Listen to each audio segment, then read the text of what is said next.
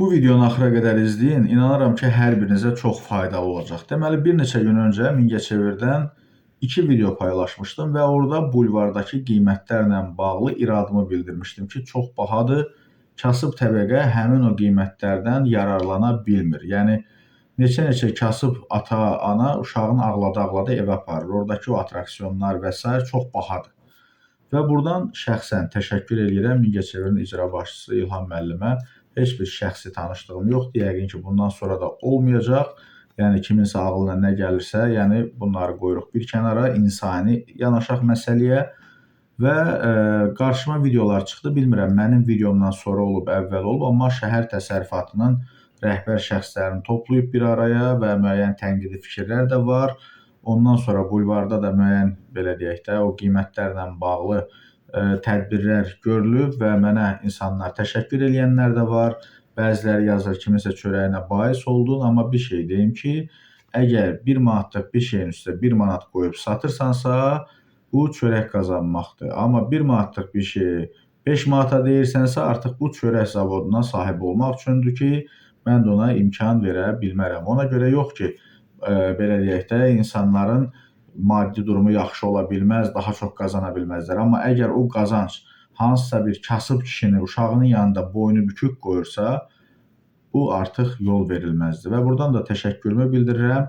Eyni zamanda vətənimin istənilən şəhərində, kəndində, bölgəsində görülən hansısa bir işdə zərrə qədər mənim də rolum olubsa, nə xoş mənə. Və bütün bölgələrdən olan insanlarımızdan da xahiş eləyirəm ki, bax, belə məsələləri görəndə, ümumiyyətlə, belə negativ halları görəndə, bacardığınız qədər siz də çəkin, paylaşın. Hər şey intiqam, Əli, Vəli, Əhməd, Məmməd eləyə bilməz. Yəni, 5-10 nəfərdən asılı olmamalı bu məsələlər. Siz də bir Azərbaycan vətəndaşısınız, o telefondan məndən də yaxşısı sizdə var. Çəkin, paylaşın, biz də dəstək verək. Yoxsa, nə bilim, qonşum zibili səhv yerə atır, bunu intiqam çəksin, paylaşsın. Belə xahişlərlə mənim üstümə gəlməyin.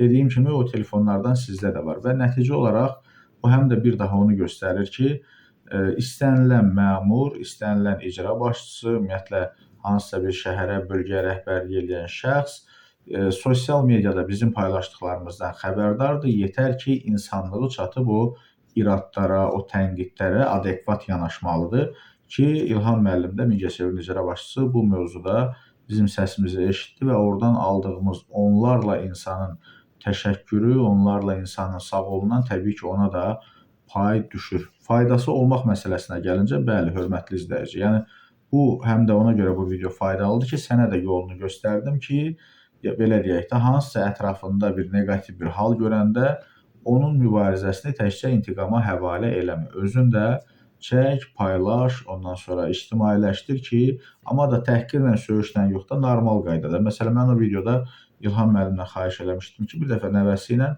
bir Mingəçevir bulvarına çıxsın. Da indi bilmirəm, çıxıb, çıxmayıb, amma nəticə məni qane elədi. Təşəkkür edirəm və buradan da bütün Mingəçevir əhlinə salamlarımı göndərirəm.